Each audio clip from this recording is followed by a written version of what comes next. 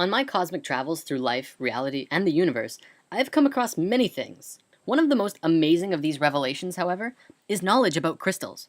What they are, we already know. But what can you do with them? Many of you may have crystals already, but without knowing what you can do with them, they just sit on your shelf, influencing your energies from afar. Today, we're going to look at practical uses of crystals in your everyday life. If you haven't seen part 1 of the crystal special, I highly recommend watching that first.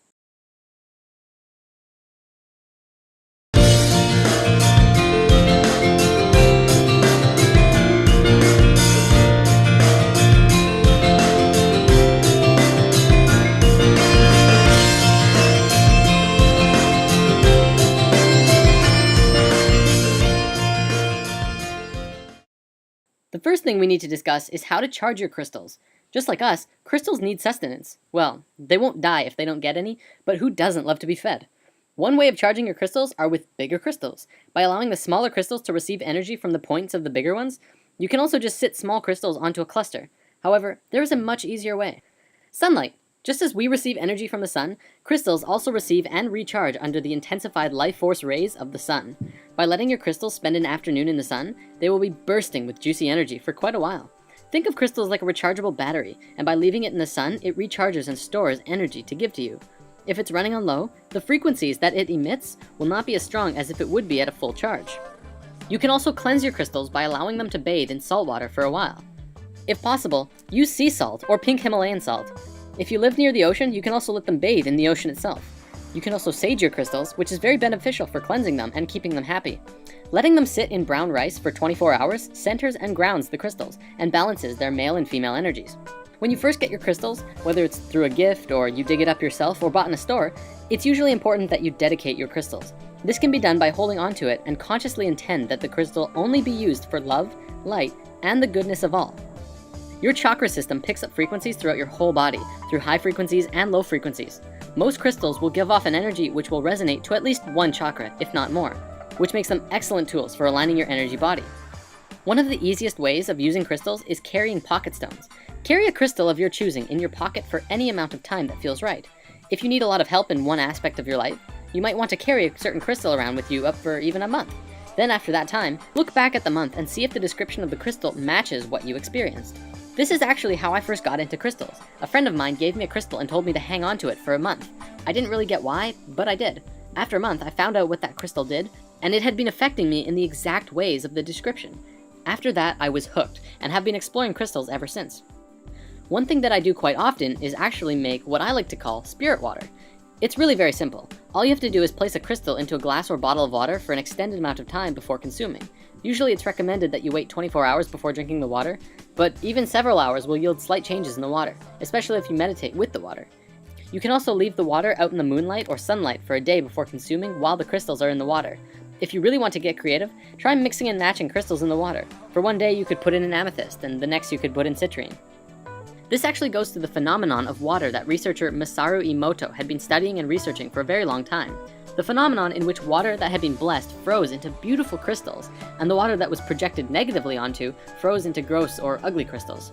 Now, we have an entire lesson about water coming soon, because I know a lot of people want to discuss that, so in the meantime, we won't be going into this at this time. The reason I bring this up though, is that this does grant you an opportunity to try this for yourself. I highly recommend placing several crystals in water and letting them sit for 24 hours. You can also place a plain glass next to it. If you want to, meditate with the crystal water and project love and health into the water. Then, drink the water and compare the difference yourself. I have done this many times and I can always feel the difference. And from the people I've talked to who have done this as well, most people do. In my experiences, this rejuvenated water is smoother and cleaner than it is when you first pour it. So putting crystals into your drinking water is a very good way of keeping your body hydrated with some living, healthy water. Crystal grids. Many of you may have seen the YouTube video Spirit Quest 10.5.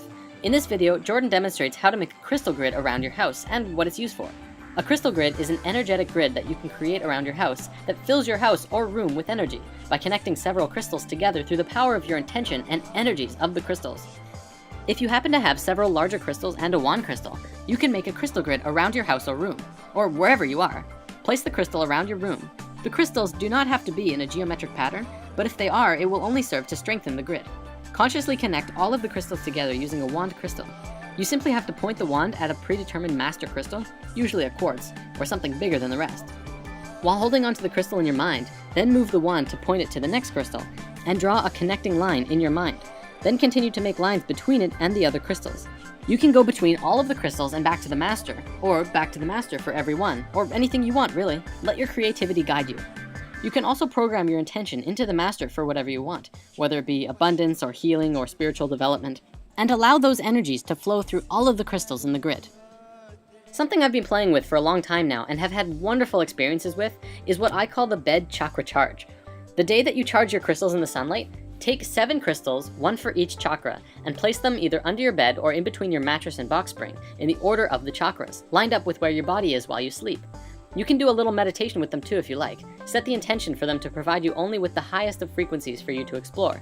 Then, go to bed. The first time I did this, as well as pretty much every time after, I would fall asleep and wake up after about 4 hours or so.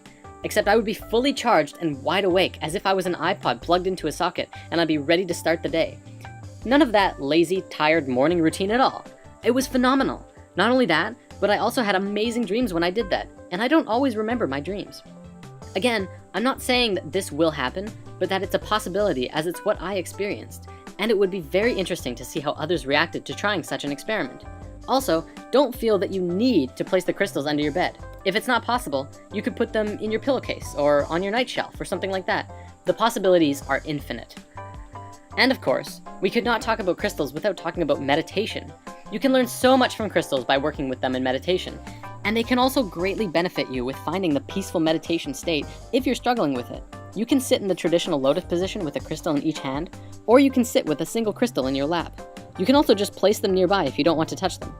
And of course, like with the bed chakra charge, you can place crystals on each chakra as you lay down, and allow your body to receive their energies naturally and intimately. What you experience from working with crystals will be up to you to discern, but many report crystals magnifying one's personal energy by merely focusing and connecting it with the universal energies. Crystals can assist in manifestation, but one must understand the difference between want and need. In manifestation, there is a thin line between helping the universe provide that which is necessary and attempting to force the universe to provide that which is desired. Unfulfilled want is one of the true sources of unhappiness. If one wants something desperately enough and is unable to attain it in one lifetime, they might keep drawing themselves into additional lifetimes until that want is fulfilled. However, need is always fulfilled, as long as it's not blocked by want. Although, of course, one might need to work to fulfill that need as well. It will come. Certain crystals, like citrine, are helpful in manifesting abundance into your life. Although in what sense, that is totally up to you. Ultimately, you are the one pulling the experiences of receiving towards you, and as long as you are open to receiving, energy can keep flowing in all aspects of your life. Finally, and this is something I found in one of my favorite crystal books, Love is in the Earth, but I haven't tested it. Supposedly, gasoline mileage has been enhanced by placing a quartz crystal on the carburetor or on the fuel line. Increases of up to 50% have been reported. Mechanical portions of the automobile have also been treated by placing a crystal on or towards the equipment. There has been many reports of crystals that have been placed in automobiles to encourage the protection and safe passage of the drivers and passengers, as well as maintaining the vehicle itself. Whether you're skeptical of crystals or not, you gotta admit there's something absolutely magical about them. And hey, why not just pick up a few just to find out? You won't know until you experience it. It's all so curious. Once I was so curious, I knew I wanted to go.